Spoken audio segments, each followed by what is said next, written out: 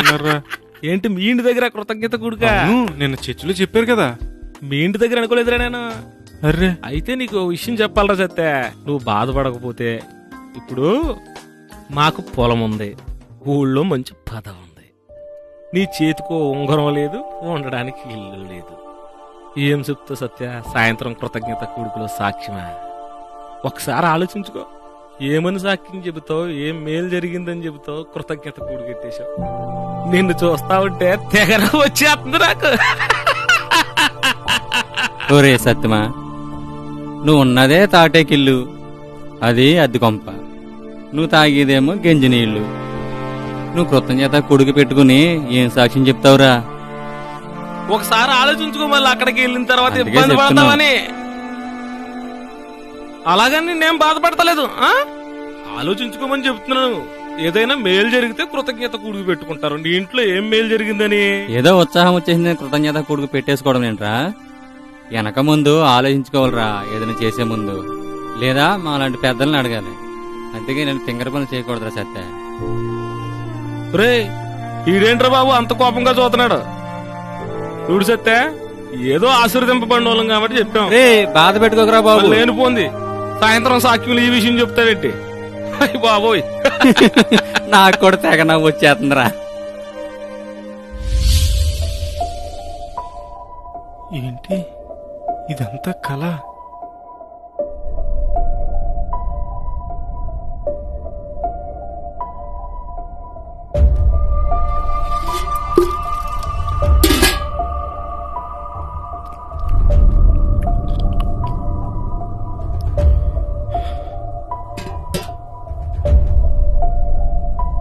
ఏంటి ఇలాంటి కళ వచ్చింది? అవును కదా, అయినా దేవుని నుండి నేనేం మేలు పొందుకున్నాను? ఇంకా నాలో ఏదో పాపం ఉండుంటుంది. అందుకే నాకు ఏ మేలు జరగలేదు. అయినా సరిగా ఆలోచించకుండా కృతజ్ఞత కూటం ఎందుకు పెట్టుకున్నాను నేను? నా దగ్గర చెప్పడానికి ఏ సాక్ష్యం లేదు. చాలా మంది చాలా సాక్ష్యాలు చెప్తున్నారు. నేను ఎన్ని సంవత్సరాల నుంచి భక్తి చేస్తున్నా, ఒక్క మేలు కూడా పొందుకోలేకపోయాను.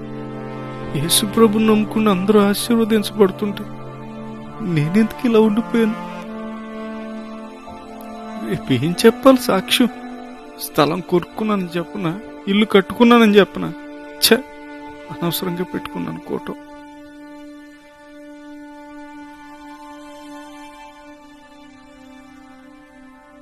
సరిగా ఆశీర్వదించబడలేను నేను, ఏ మేలు పొందుకోలేను నేను. ఎందుకు భక్తి చేయడం? దేవుని నామానికి అవమానం తేవడానికి తప్ప ఎందుకు పనికిరాదు నా జీవితం. ఎవరికి ఏం చెప్పడానికి ఒక సాక్ష్యం నా దగ్గర లేదు. ఏంటి డాడీ అలా ఉన్నారు? ఈ రోజు లేట్గా లేసారేంటి డాడీ? ఒంట్లో బాలేదా? ఏమీ లేదు నాన్న. నువ్వు రెడీ అయిపోయావా? స్కూల్కి వెళ్ళు. ఏమీ లేదు, త్వరగా స్కూల్కి వెళ్ళి, టైం అయిపోతుంది. లేట్ డాడీ, మీరు ఏడుస్తున్నారు. నేను ఎక్కడ ఏడుస్తున్నాను? ఏం లేదు, ఏం కాదులే నాన్న, ఏం కాదు. నువ్వు వెళ్ళు, టైం అయిపోయింది కదా, వెళ్ళు. ఏమైందో చెప్పండి డాడీ, ప్లీజ్ డాడీ. ఏం చెప్పున్నానా? నేను చెప్పినా నీకేం అర్థం అవుద్దురా?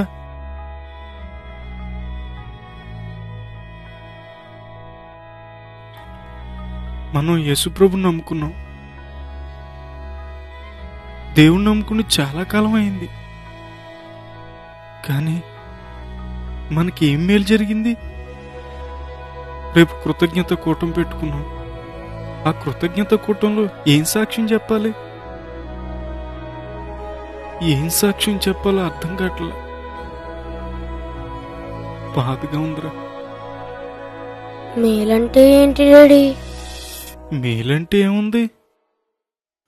కొందరు చక్కగా ఇల్లు కట్టుకుని సాక్ష్యం చెప్తున్నారు, దేవుడు నాకు ఈ మేలు చేశాడని. కొంతమంది బంగారం కొనుక్కుంటున్నారు, చాలా దేవుని దగ్గర నుంచి చాలా పొందుకుంటున్నారు.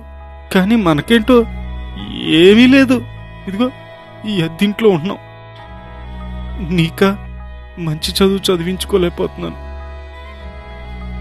ఏ మేలు పొందుకున్నారో మనం. ఇవన్నీ మామూలుగాని నాన్న నువ్వు స్కూల్కి వెళ్ళు. ఏం కాదు నువ్వు వెళ్ళు. ఏం చెప్పనులే సాక్ష్యం. ఏం చెప్తాను? చెప్తాకి ఏమీ లేదు కదా.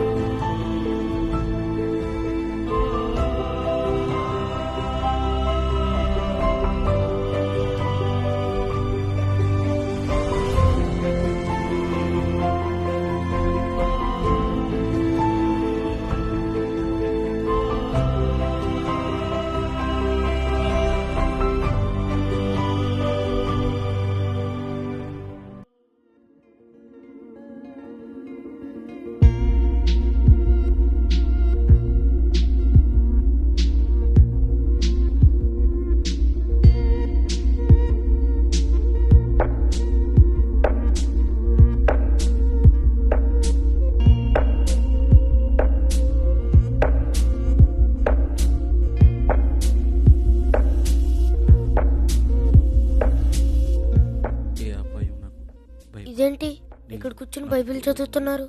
నీ దుడ్డు కర్రయ్యో. అంకుల్ నన్ను ఆదరించు. అంకుల్ అంకుల్ బైబిల్ ఇక్కడ చదువుతున్నారేంటి? ఇలా ఇచ్చండి. ఏంటి ఇక్కడ చదువుతున్నారు? ఏంటమ్మా? చదువుకుంటా చాటును చదువుకోండి. ఎక్కడ పడితే అక్కడ చదువుతారేంటి? ఎవరన్నా చూస్తే ఏమనుకుంటారు? యేసయ్యని నమ్మితే దీవించబడాలి కానీ ఇలా ఉన్నారేంటి అని నవ్వరా? తీసి బైబిల్ లోన్ ఎట్టేసుకోండి. వద్దు, బయట చదవద్దు మీరు. ఎవరు చెప్పారమ్మా బైబిల్లో లేని బోధలు? ఈ దొంగ బోధలు ఎవరు చెప్పారు? ఏది కదమ్మా పొరపాటు, ఇది కాదు. ఎలా రా, కూర్చో, నీకు వివరంగా చెప్తా. నీది కదమ్మా తప్పు, నీది కాదు. సమాజంలో నేటి దైవజనులు బోధిస్తున్న బోధ నిన్ను ఈ రోజు ఇలా ప్రశ్నించేలా చేసింది. తెల్ల వెంట్రుకల్ని నల్లగా మారుస్తామని, పొట్టోళ్ళని పొడుగ్గా చేస్తామని, రాలుతున్న వెంట్రుకలను ఆపేస్తామని సాతాను బోధన తీసుకొచ్చి దేవుని బోధగా సమాజంలో సంచరిస్తున్నాయి. ఈ బోధలు ఎలా తయారు చేస్తున్నాయి? కోపంగా మాట్లాడుతున్నానని ఏమనుకోకమ్మా.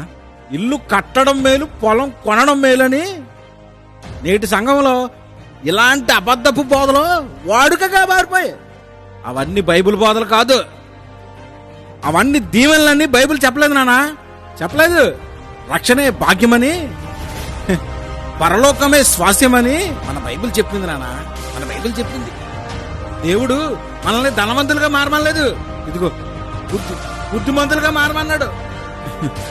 అది ఈ నేడు సమాజానికి తెలియదులే. మనం ఈ భూమి మీద సామంతులుగా ఉండడం ఆశీర్వాదం కాదు, సాత్వికులుగా మారడమే గొప్ప ఆశీర్వాదం, చాలా గొప్ప ఆశీర్వాదం. ఆశీర్వాదం అంటే అది. ఇవి నేర్చుకోవాలి. ఇప్పుడు ఇవి నేర్పించట్లేదు బోధకులు. ఇప్పుడు ఈ సమాజంలో ఇవి నేర్పించట్లా. కార్లు కొనుక్కోవడం గొప్ప ఆశీర్వాదం, ఇల్లు కట్టుకోవడం గొప్ప ఆశీర్వాదం, స్టేర్ మీద స్టేర్ వేయడం గొప్ప ఆశీర్వాదం, సైట్లు కొనుక్కోవడం గొప్ప ఆశీర్వాదం అని చెప్తున్నారు. ఇదో ఇదే ఇదే ఇదే క్రైస్తవ్యాన్ని భ్రష్టు పట్టించే పరిస్థితికి తీసుకెళ్లిపోయింది. నువ్వు గృహం కట్టుకోవడం ఆశీర్వాదం కాదు, నువ్వు విశ్వాస గృహం కట్టుకోవడం ఆశీర్వాదం.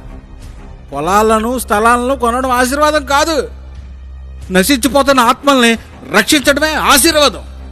కూర్చుకునేవాడు కాదు క్రైస్తవుడు, ప్రభు కోసం సమస్తము ఖర్చు చేసేవాడు క్రైస్తవుడమ్మా.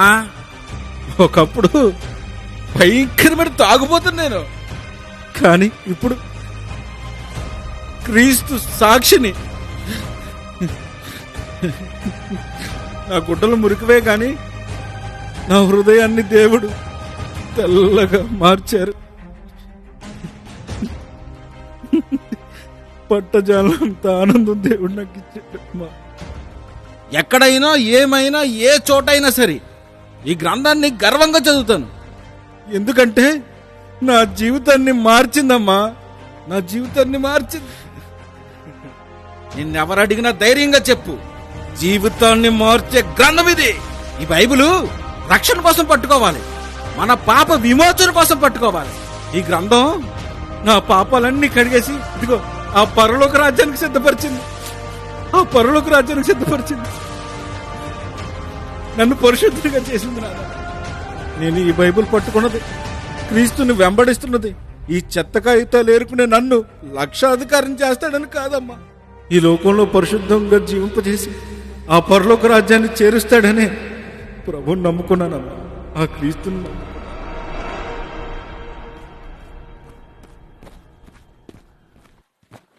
డాడీ, రేపు కృతజ్ఞత కూటంలో మీరు సాక్ష్యం చెప్తారా లేక నన్ను చెప్పమంటారా? ఏమైందన్న, ఎందుకు ఇలా మాట్లాడుతున్నావు? అవును డాడీ, యేసే చేసిన మేలులు మీరు చెప్తారా లేక నన్ను చెప్పమంటారా? ఏమైందటి?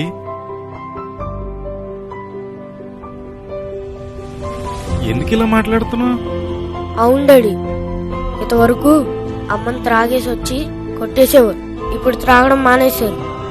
అదేసే చేసిన మేలు కదా. అప్పుడు మీరు అమ్మని నన్ను బూతులు తిట్టేవారు, బూతులు మానేశారు. అదేసే చేసిన మేలు కదా. చెప్పండి డాడీ.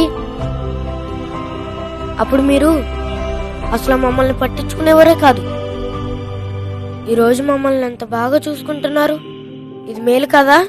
ఏసే చేసిన మేలులు అంటే ఇల్లు కట్టడం, డబ్బులు సంపాదించడం కాదు డాడీ, పాపాన్ని విడిచి పరిశుద్ధులుగా మారడం.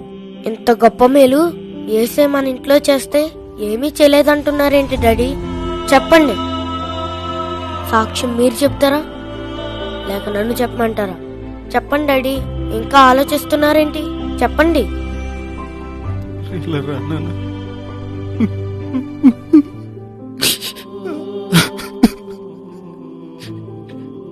లేదు బాబు, నేనే చెప్తాను.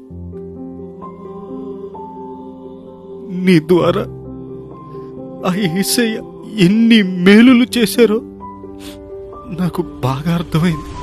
నాకు చాలా బాగా అర్థమయ్యేలా చెప్పు. నేనే చెప్తాను నాన్న సాక్ష్యం. సరే, బుక్స్ లోపలెట్టేసే, ఇదంతా శుభ్రం చేద్దాం. రేపు ప్రార్థన కదా, పద. ఇదంతా శుభ్రం చేయాలి.